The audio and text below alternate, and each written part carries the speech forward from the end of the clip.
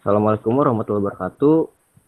Saya di LB Kevin Iskandar selaku moderator dari kelompok 2 mata kuliah penginderaan jauh kelautan. Di sini kami akan menjelaskan tentang klorofil A dan anggota-anggotanya ada yang pertama Hanum Pramesti dengan NPM akhir 56, lalu Angelin Melinda dengan NPM akhir 57, Revi Patero NPM akhir 58, saya sendiri NPM akhir 60, Evan Rayman, NPM akhir 61, Hesti Mumtahanah, NPM akhir 64, dan Dadan Firdaus, NPM akhir 82. Dan untuk materi selanjutnya akan diteruskan. Semangat. Oke, sebelumnya aku mau jelasin dulu tentang apa sih itu namanya klorofil A. Nah, klorofil A ini adalah salah satu jenis dari klorofil yang ada. Nah, selain klorofil A itu ada klorofil B, C, dan D. Nah, kita fokusnya ke klorofil A dulu nih. Nah, klorofil A ini merupakan termasuk jenis senyawa kimia yang dimana salah satu bentuk klorofilnya berperan pada proses fotosintesis yang ditemukan pada semua tumbuhan autotrof. Nah, klorofil A ini mempunyai molekul senyawa Cl55H72O5N4Mg. Nah, klorofil A ini mengandung warna hijau tua dan banyak terkandung di dalam fitoplankton. Bisa di next. Nah, fungsi klorofil A di kelautan ini macam-macam tergantung tujuan penelitian yang dicapai. Nah, fungsinya antara lain menjadi salah satu indikator produktivitas perairan, menjadi parameter oceanografi, dan bisa mengetahui persebaran biota laut.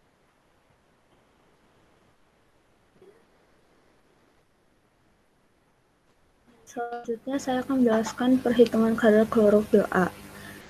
Jadi berikut merupakan rumus untuk menghitung kadar klorofil A di laut, yaitu Ca dikali Fa dibagi Fs kali L, di mana Fa yaitu volume ekstrak, Fs itu volume sampel air laut yang disaring, dan L itu lebar kupet. Dan untuk menghitung Ca-nya yaitu 11,6 dikali E665 dikurangi 1,31 dikali E645 dikurangi 0,14 dikali E630.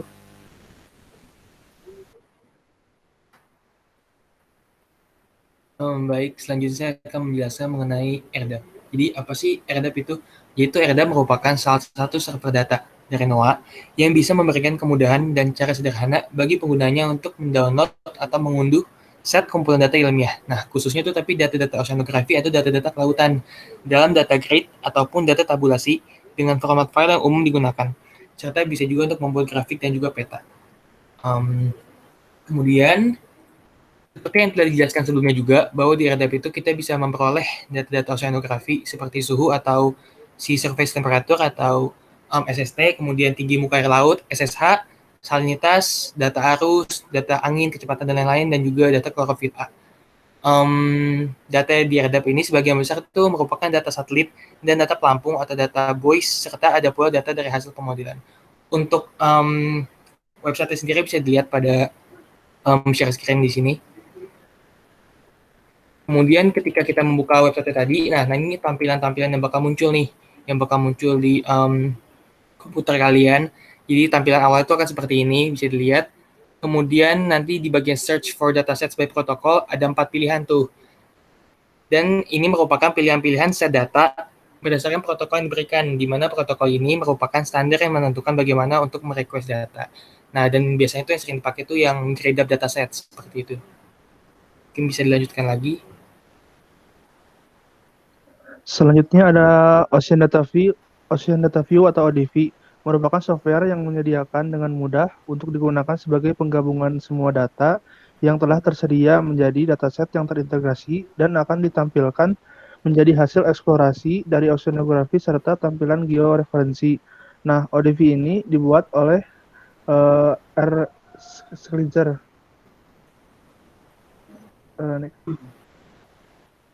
Oke, selanjutnya adalah langkah-langkah bagaimana mengunduh data klorofil, dan kami mengambil salah satu website yaitu ERDAP karena masih banyak gitu sumber-sumber yang lain.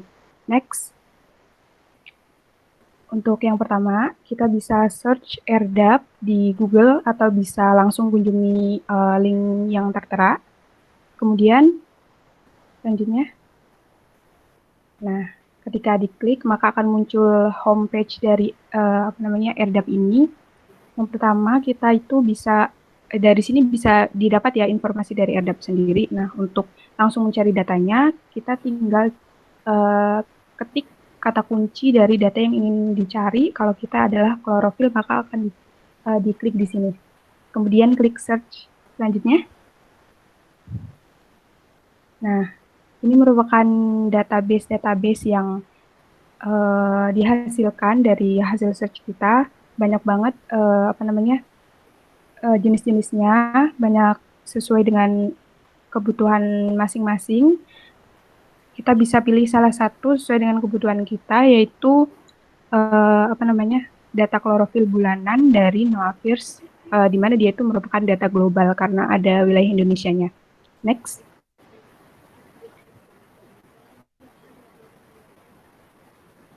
Nah, kemudian ini ketika kita klik grab ya, karena ini berisi informasi dari database yang telah kita pilih, di mana dia menggunakan instrumen FIIRS atau Visible Infrared Imaging Radiometer Suite. Ini merupakan instrumen yang dapat mendeteksi dengan visible infrared. Kemudian dia sifatnya global, terus level 3 dan sesuai dengan apa yang kita butuhkan, datanya di mana tanggalnya itu bisa sampai sekarang gitu. Nah, di sini kita bisa masukkan data-data yang sesuai dengan database yang diinginkan, yaitu koordinatnya, kemudian waktunya, dan juga tipe file yang dibutuhkan. Next. Setelah datanya diisi, jangan lupa untuk redraw dulu grafnya, karena hasil sementara dari datanya itu bisa muncul di gambar yang sebelah kanan itu, yang ada wilayah Indonesianya itu.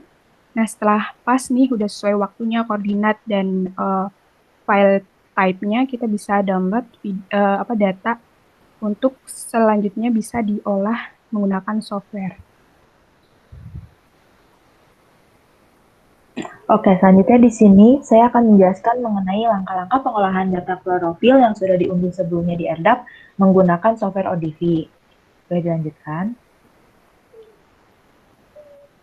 Pertama-tama, setelah kita sudah membuka software tersebut, itu akan muncul di desktop kalian itu seperti ini. Nah, untuk mengimport datanya, kita pertama klik import itu di pojok kanan atas, itu terus kita memilih ODV spreadsheet.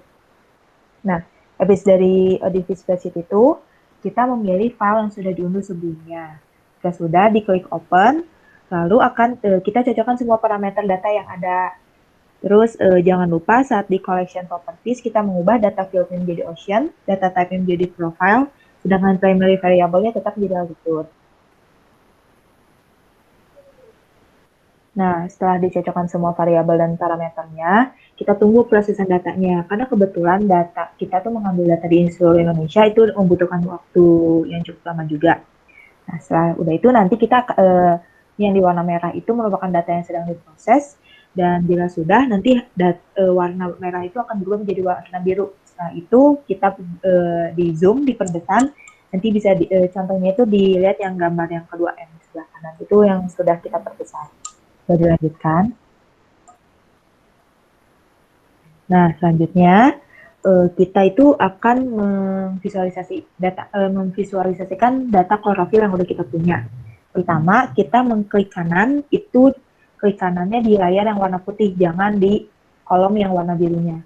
Yaitu kita memilih layout template, kita memilih yang one surface window. Nah, surface ini berfungsi untuk menghasilkan layout template yang di atas permukaan airnya. Boleh lanjutkan. Nah, setelah itu akan muncul visualisasi datanya. Nah, setelah muncul visualisasi datanya, baru kita bisa mengatur bentuk hasil visualisasi sesuai keinginan kita dengan cara kita mengklik kanan di bagian peta yang warna ungu. Setelah itu kita akan memilih properties. Nah, di dalam properties itu ada beberapa data yang bisa kita yang kita bisa atur dari general, dari data, dari display style sendiri, contour, color mapping, dan semacamnya. Nah, untuk display style-nya sendiri itu kita memilih yang grid field. Itu mungkin belum saya ganti, mohon maaf. Memilih yang grid field. Nah, itu di grid field itu sendiri ada 3 jenis gridnya, dan yang akan kita gunakan itu yang paling sering umum digunakan itu yang DIVA yang terakhir, karena itu menghasilkan data yang lebih bagus dan lebih baik dibandingkan data-data lainnya. Akan tetapi kita akan menunjukkan juga ada 2 hasil data di mana kita akan yang satu menggunakan weight average grading, yang satu lagi kita akan menggunakan DIVA grading. Kita dilanjutkan. Nah, selanjutnya di sini kami akan menunjukkan hasil visualisasi data yang sudah kami olah. Nah, yang pertama itu kita mengambil data pada bulan November, sebenarnya tanggal 1 November 2020. Itu yang di sini itu kita menggunakan data yang weight average grading. Ini bisa dilihat sama teman-teman semuanya. Ini ada konturnya juga. Terus boleh dilanjutkan. Nah, yang ini selanjutnya ini merupakan yang data pada bulan Januari tahun 2021. Nah, ini kita sudah menggunakan hasil grading yang DIVA. Mungkin bisa diperhatikan juga kalau hasil yang di DIVA itu bentuk visualisasinya itu lebih halus dibandingkan yang weight grading itu yang sebelumnya.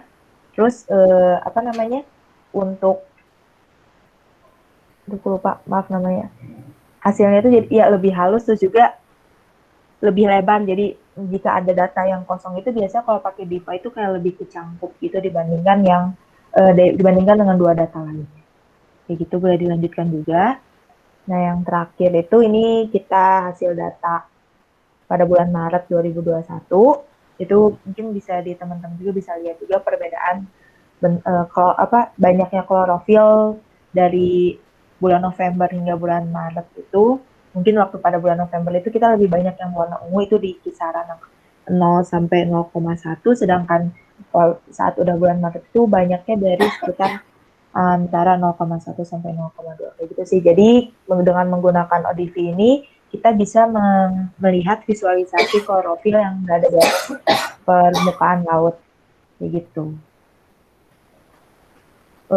Selanjutnya di sini ada referensi bagi teman-teman yang mau untuk melihat informasi yang sudah kita masukkan di dalam PowerPoint kami. Saya kembalikan kepada moderator. Oke, Hanum.